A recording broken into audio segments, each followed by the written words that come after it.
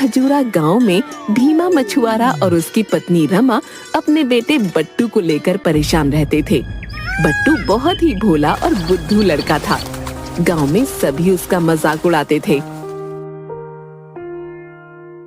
बट्टू, ये ले मछली और चावल अपने पिताजी को दे आओ, और हाँ, गांव वालों से ज्यादा बात नहीं करना। ठीक है माँ, मैं किसी से बात नहीं करूँगा, सीधे पिताजी को खाना देकर आऊंगा।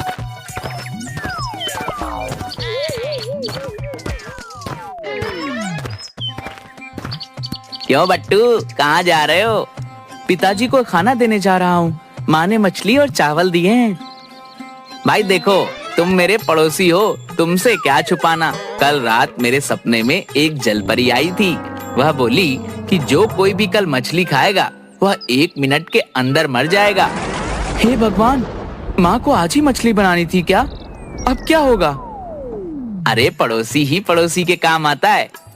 ये ले मेरा खाना, ये पिताजी को दे देना। वैसे भी मेरा आज खाने का मन नहीं कर रहा। लेकिन ये खाना, इसका क्या करूं? वो मुझे दे दो, मैं घर जा रहा हूँ। खेत में गड्ढा खोदकर इसे वहीं डाल दूंगा ताकि कोई जानवर या पक्षी इसे ना खा ले। बट्टू डुग्गू की सूखी रोटी और सब्जी लेकर अपने पिताजी को दे आता है।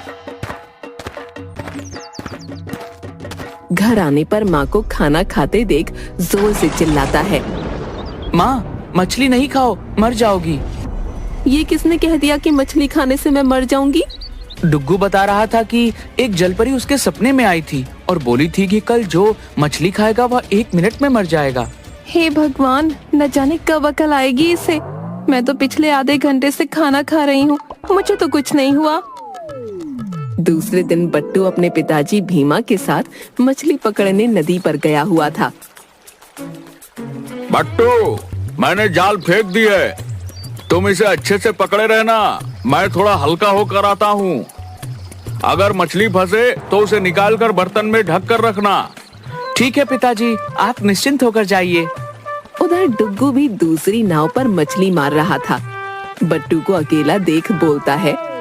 अरे बट्टू, आज अकेले मछली मार रहे हो, क्या बात है? वो पिताजी थोड़ा खेत में गए हैं, बोलकर गए हैं कि जाल को अच्छे से पकड़ कर रखना।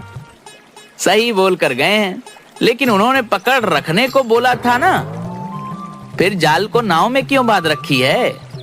वह तो पहले से बंधा हुआ है। कोई बात नहीं, लगता है भूल गए होंगे। बट्टू जाल को नाव से खोलकर उसको जोर से पकड़े रहता है। तभी एक बड़ी मछली जाल में फंस जाती है। बट्टू, लगता है तुम्हारा जाल में बड़ी मछली फंसी है।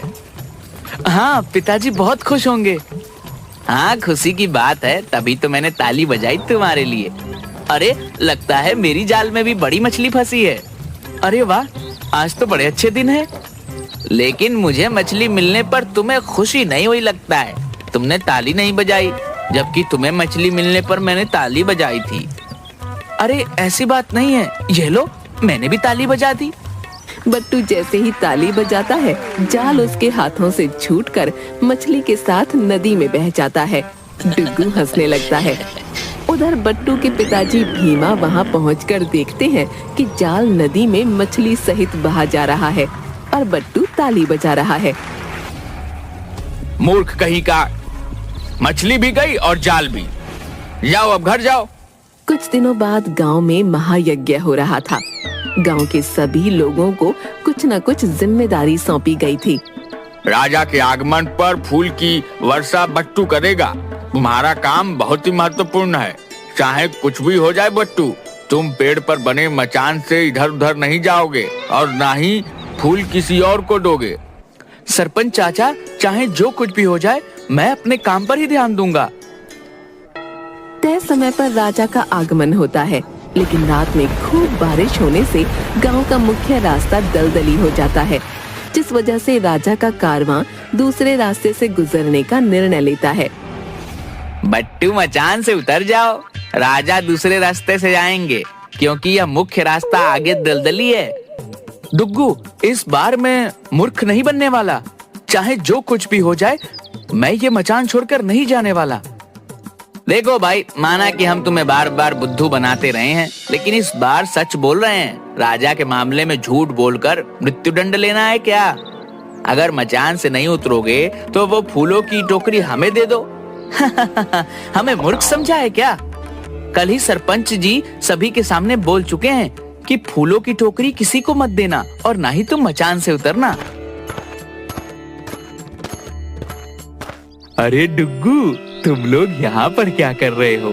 राजा का कारवां लगभग पहुँच चुका है, जल्दी से जाकर पुष्प वर्षा करो।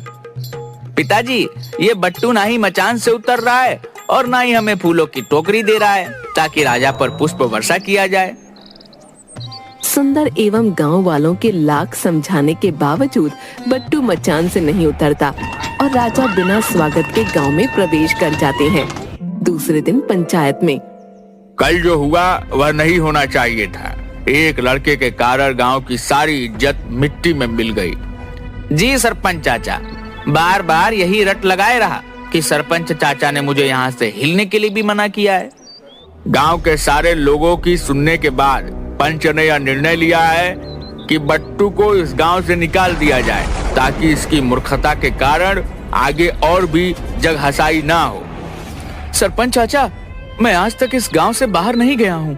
मैं बाहर जाकर क्या करूँगा? मुझे माफ कर दीजिए, मुझे गांव में रहने दीजिए। बट्टू, उसके पिताजी भीमा और माँ रमा तीनों बहुत गुहार लगाते हैं, लेकिन सरपंच अपना फैसला नहीं बदलता। बट्टू को गांव से बाहर निकाल दिया जाता है। बट्टू रोते रोते कई गांव पार करके चलते हुए शाम में एक नदी किनारे पहुंचता है। पेड़ की छाया में सो जाता है।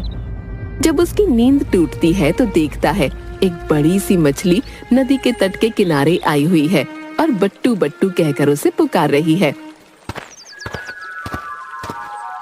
अरे मछली, तुम बोल सकती हो? आश्चर्य किंतु सत्य। लेकिन तुम्हें मेरा नाम कैसे मालूम हुआ?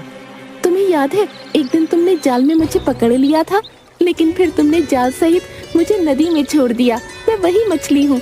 मेरी माँ एक जल परी है और वो मछलियों की रानी है। लेकिन तुम यहाँ कैसे आए? यह एक लंबी कहानी है। मुझे सरपंच ने गांव से निकाल दिया क्योंकि मैं बुद्धू हूँ और मेरी मूर्खता के कारण गांव की जग हंसाई होती है। कोई बात नहीं, चलो तुम्हें मैं अपनी माँ से मिलवाती हूँ, शायद उनसे कोई मदद मिल जाए। मछली बट्टू को लेकर नदी के अंदर जल महल में जाती है, जहाँ पर उसकी माँ जलपरियों की रानी उसे वर मांगने को कहती है। जलपरी रानी, अगर आप मुझे सचमुच वर देना चाहती हैं तो मुझे बुद्धिमान बना दीजिए ताकि मैं अपनी बुद्धि से अपना परिवार और गांव का नाम रोशन कर सकूं। तुम चाहते तो सोना चांदी हीरे जवाहरात हमसे मांग सकते थे, लेकिन तुम्हारे भोलेपन को देखकर मैं बहुत प्रसन्न हुई। आज के बाद कोई तुम्हें बुद्धू नहीं कहेगा। तुम एक ज्ञानी लड़के के रूप में जाने जाओगे और ये कुछ स्वर्ण आभूषण मेरी तरफ से तुम्हें भेंट दिया जाता है। इधर गांव में राजा खड़क सिंह का स्वागत ठीक से नहीं कर पाने के लिए गांव के सरपंच और पुष्प वर्षा के लिए जिम्मेदार व्यक्ति को राज दरबार में बुलाया जाता है। अब मुझे कारावास होना तय है। मेरी मति मारी गई थी जो पुष्प वर्षा का कार्यभार मूर्ख बट्टू को दिया था। कहाँ हो भीमा? अब क्या हुआ? मेरे बेटे को तो तुम लोगों ने गांव से बाहर निकाल ही दिया, अब क्या हमें भी निकालोगे? भाई, मैंने तो बट्टू को गांव से ही निकाला। अगर अभी यहाँ रहता तो उसका कारावास तय था। चलो, राज दरबार में बुलाया गया है।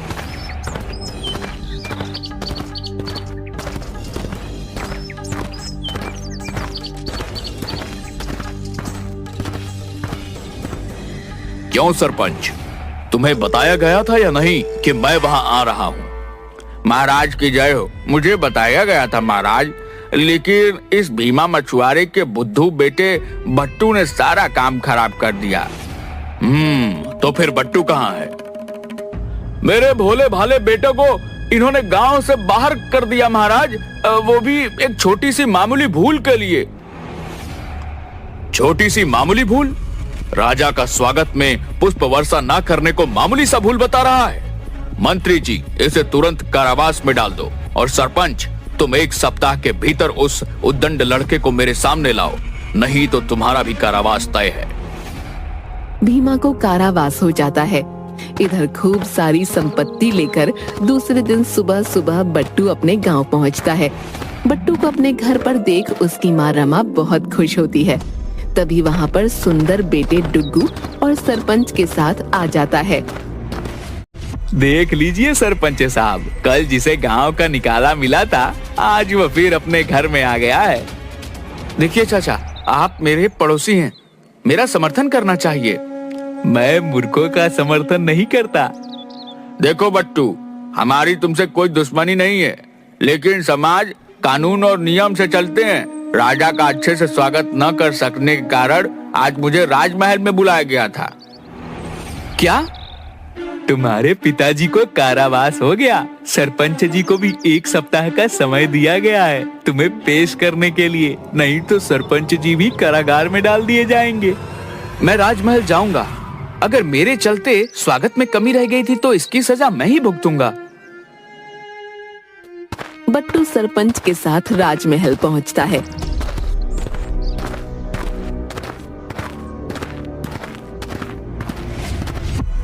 बताओ बालक, मेरे स्वागत में पुष्प वर्षा क्यों नहीं किए? महाराज की जय हो। महाराज, पर पुष्प वर्षा की जिम्मेदारी मुझे सौंपी गई थी, लेकिन रात में भयंकर बारिश होने के कारण सारे पुष्प गीले हो चुके थे और हम नहीं चाहते थे कि गीले पुष्प से आपका शाही पोशाक खराब हो, अतः मैं पुष्प वर्षा करना उचित नहीं समझा। हम तुम्हारे विचार से बहुत प्रसन्न हुए। तभी दरबार में एक ऐसा बहुरूपिया आदमी आता है जो कई भाषाओं का ज्ञाता होता है। वो भरी दरबार में बोलता है, आपके राज्य में कोई ऐसा ज्ञानी नहीं है जो मुझे बता दे कि हम कहाँ से आए हैं। लगभग सभी भाषाओं पर उसका एक अधिकार था, जिस कारण ये पता करना मुश्किल था कि वो किस स्थान से आया है। अगर तुम इस बहुरूपीय परदेशी का सही जवाब दे दोगे तो तुम्हारे साथ तुम्हारे पिताजी को भी माफ कर दिया जाएगा। महाराज की जय हो। अगर आप मुझे 1 दिन दें तो मैं कल दरबार में ही बता दूंगा कि यह महाशय कहाँ से आए हैं और इनकी मातृभाषा क्या है। ठीक है, लेकिन ध्यान रहे यह मेरी भी इज्जत का सवाल है। मंत्री जी, इन लोगों का रहने का प्रबंध महल में ही किया जाए। कहाँ मरवा दिया बट्टू तुमने। सही कहा गया है कि मूर्ख के संग रहने से हानि ही होती है। कल तो हम दोनों को फांसी लगना तय है। सरपंच चाचा, अब बस शाही आनंद लीजिए। रात में बट्टू उस बहरूपिये को सोने नहीं देता। रात भर बातों में जगाए रखता है। करीब 3-4 बजे सुबह जब वो बहरूपिया गहरी नींद में सोया था, तभी खिड़की से एक बाल्टी पानी बट्टू उस पर फेंक देता है। गुस्से से वो बड़बड़ाते हुए उठता है और फिर चादर तान कर सो जाता है। दूसरे दिन दरबार में, हाँ महाराज, है कोई आपके राज्य में ऐसा ज्ञानी जो बता सके कि मैं कहाँ से आया हूँ? बताओ बालक, कुछ पता चला कि यह कहाँ से आया है? महाराज, यह महाशय सुदूर दक्षिण से आए हैं। इनकी मातृभाषा वहीं की है। एकदम सही महाराज, आश्चर्य। 12 राज्यों में मुझे किसी ने नहीं पहचाना, परंतु यह बालक मुझे 1 दिन में ही पहचान गया। यह जानने की प्रबल इच्छा तो मुझे भी है कि तुमने यह कैसे पता लगाया? महाराज, कोई भी व्यक्ति अचानक आई संकट में अपनी मातृभाषा का ही इस्तेमाल करता है। सुबह जब महाशय गहरी नींद में थे, तभी हमने 1 बाल्टी पानी इन पर उड़ेल दी और ये अपनी मातृभाषा में गाली देकर सो गए। वाह, दिल जीत लिया तुमने। आज से तुम मेरे मुख्य सलाहकार नियुक्त किए जाते हो। मंत्री जी, अविलंब इसके पिताजी को कारागार से मुक्त किया जाए। इस तरह गांव का मूर्ख बट्टू अपने ज्ञान से गांव का सबसे बड़ा अधिकारी बन अपने गांव का नाम रोशन कर देता है। सारे गांव वाले बट्टू की जय जयकार करने लगते हैं।